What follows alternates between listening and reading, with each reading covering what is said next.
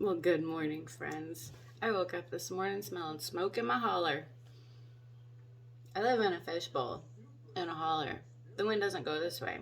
I don't know why there's smoke in my holler, unless there's some weird wind change, low pressure, high humidity thing going on. Yeah, I don't get it.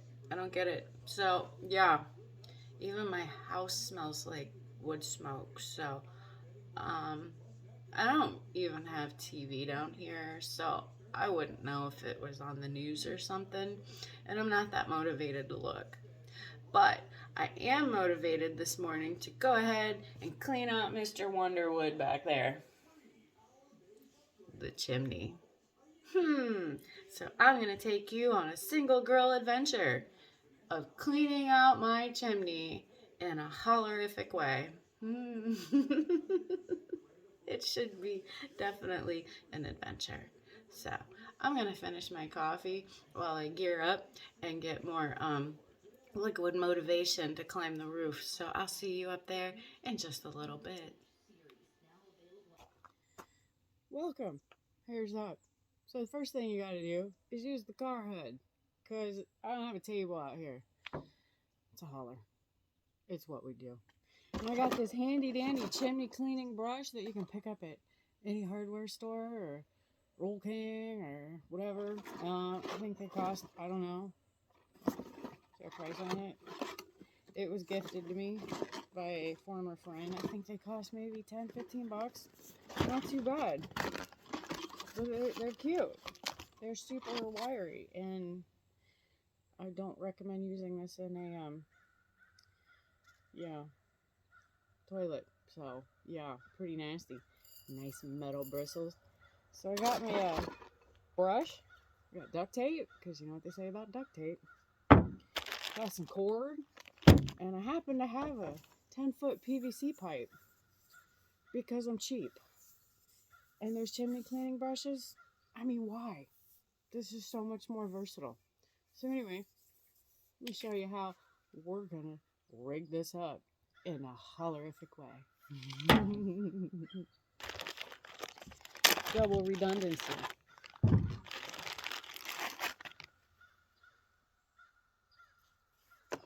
Nice. Nice.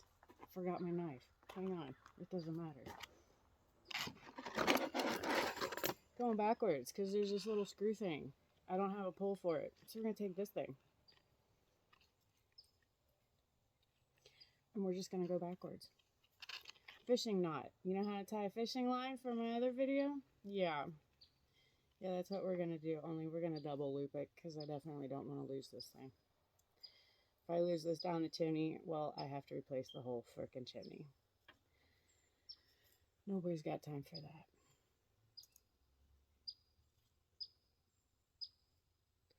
So if I can catch a sauger on this loop, I'm not losing this. Catch that. 2 loops around, 2 loops around. Sucker's not going anywhere. Got that.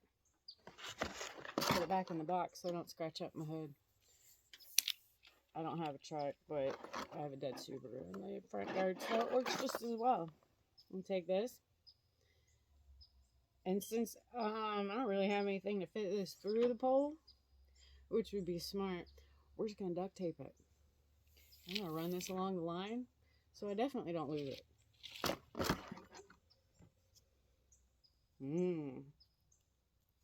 What kind of duct tape? I don't know. It's called T-Rex. It's super sticky and it's almost impossible to cut. So, yes, I have a broken finger. But down here, we just do what we got it because it don't matter. So I'm just going to take my knot, make sure it's super tight.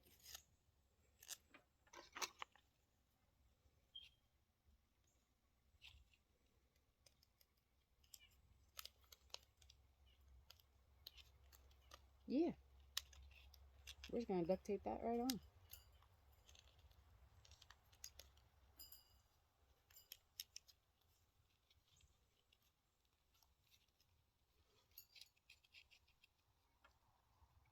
Now, I've never done this before, but I've watched plenty of other people do it. So I imagine it's kind of like the same theory as getting poison ivy off you when you've been out in the field. It's not about how much soap you use, it's about the friction. So as long as I got another way to pull this up, just in case the duct tape should come loose, well, I'll be impressed.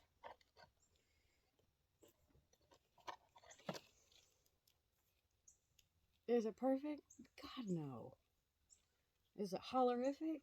Yeah. And just because I'm that person,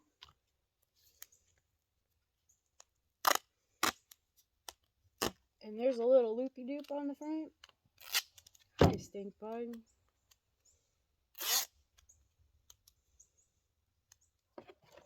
I'm going to take this through the little loop if I can fit it through. I don't know. We'll find out.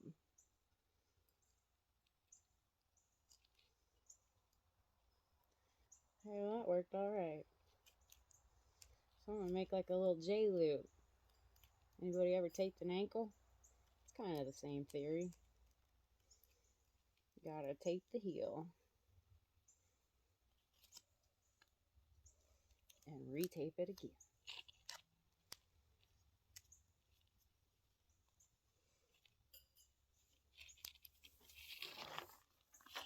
Okay. We'll see if this is as hollerific as I hope. Next stop, the roof.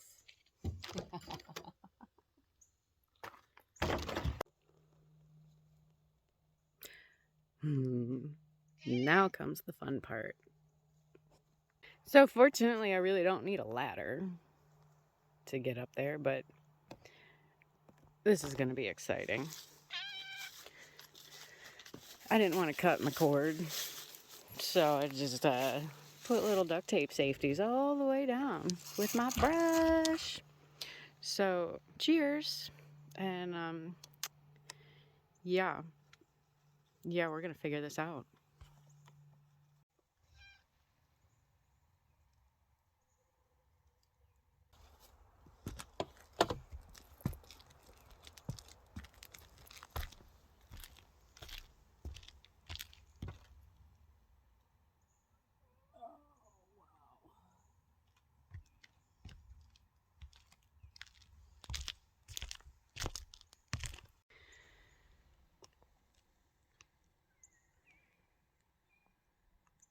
That's called a problem. But boy, the view up here is nice. Let's not burn my house down.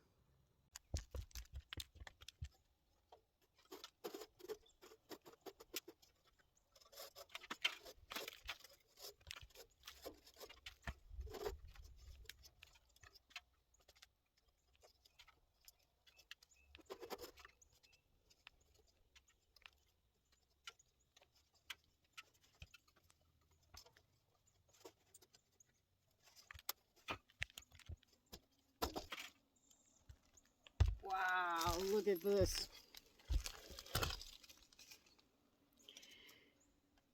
On a shingle roof. That's called a problem. You talk about instant fire. Yeah. Big time.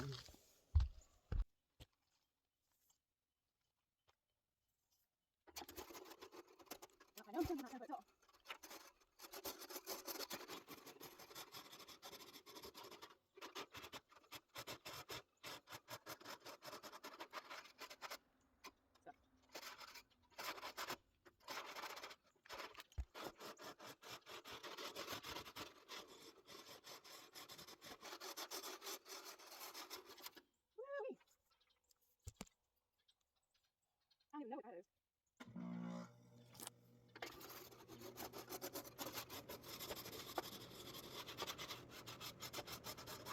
Ooh, I almost lost there. I love that. Step on.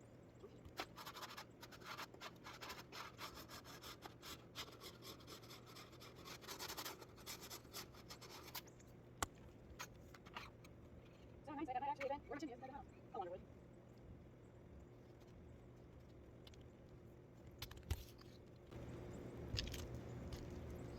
feel okay with that.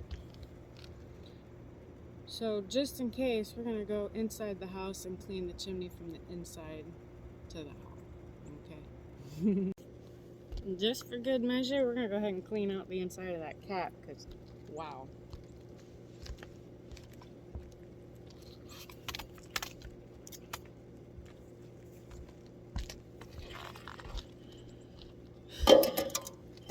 The rule of thumb, burning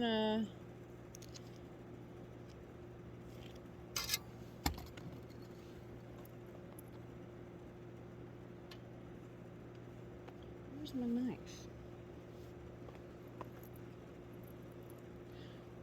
So to save the PVC pipe, got the trusty little Kershaw. Just gonna go in here and cut.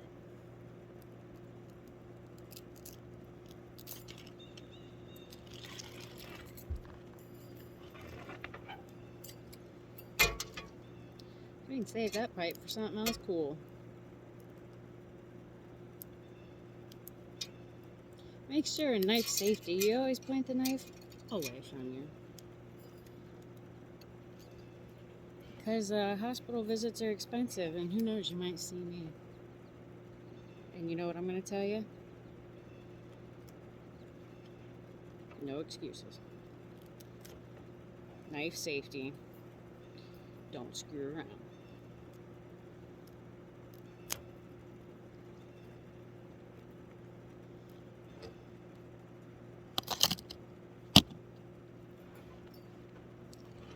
Well, we might as well clean out this chimney cap while I'm at it. Do not burn pine. Stick with your hardwoods. This is just nasty stuff called creosote. It's flammable.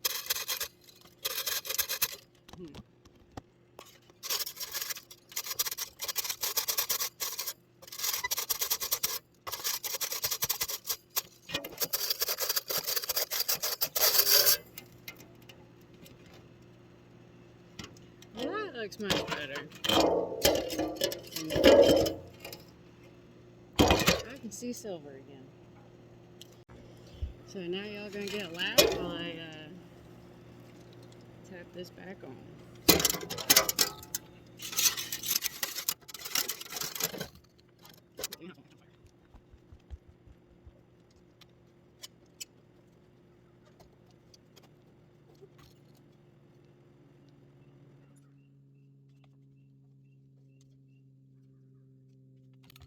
Alright. So the good news, I think we got the outside, the top side of the chimney cleaned up. So I'm just gonna go ahead and take my little Kershaw and free my cord. Maybe.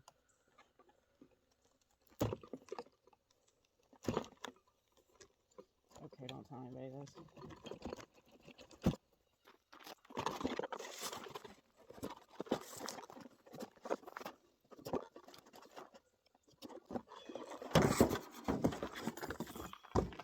Oh, drop the box. Scratch the hood.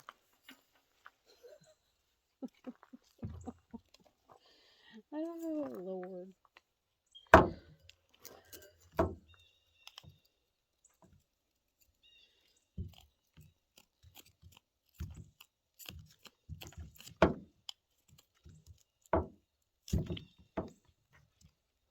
Play with knives, y'all. Safety first. These hospital visits are what? Expensive. Ask me. I know. And doing stupid stuff. Well,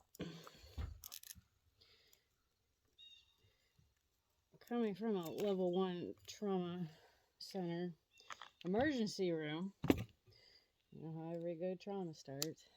Hey, y'all watch this shit. True story. Alright, to the inside.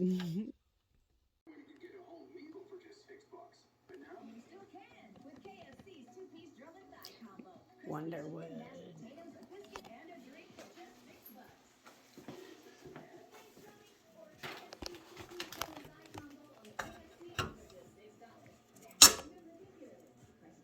Mmm.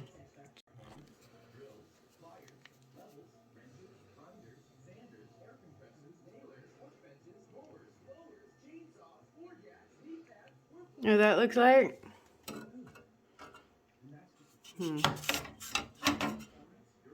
A problem.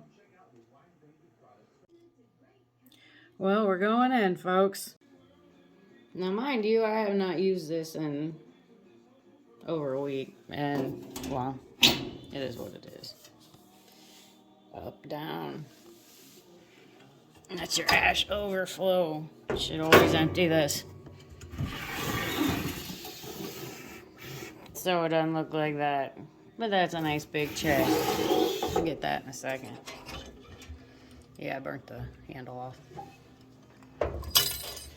Looky there. Yep. Gets pretty warm. So we're going to scoop all that out. Now, if you do this at home, for crying out loud, those coals, they'll stay hot for 24, 30 some hours. So make sure your fire's totally out before you go screwing around. And while you're there, don't forget, use a metal bucket. Yeah, not a plastic one. You'll melt it. So we're just going to empty all this out, clean it out, knock it out, shake it out. Yep. So I'll show you what it looks like afterwards.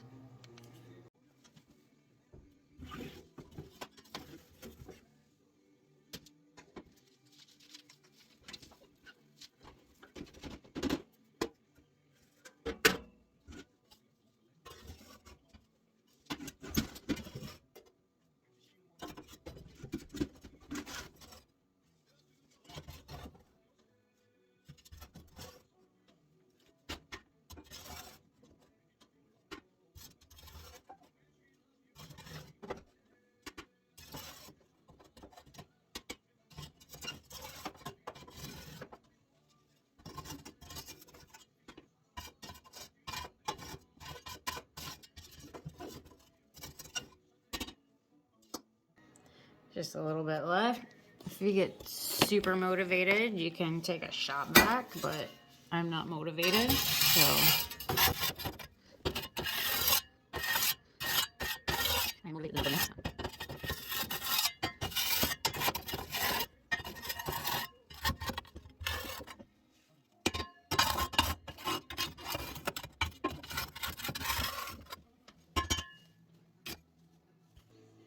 So now that my house probably isn't going to burn down, great question. What do you do with all this ash here? Oh boy. Question is, what don't you do with all the ash here?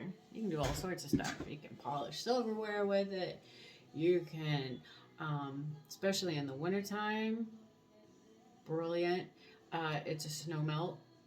Honest to goodness, it'll melt the snow and ice. So you can also use it in your garden. You can use it to repair acidic soil because it has a liming effect. So it'll help neutralize soil. If you're really motivated, and this is probably going to be one of my next projects this winter, is to make soap. Because of the ash, I guess it turns into a lye or something. So, yeah. Hollerific soap from my wood stove's ashes. Why not? So, hope you enjoyed the video. Single Girl Adventures in the Holler. Like and subscribe. And as always, be outdoors.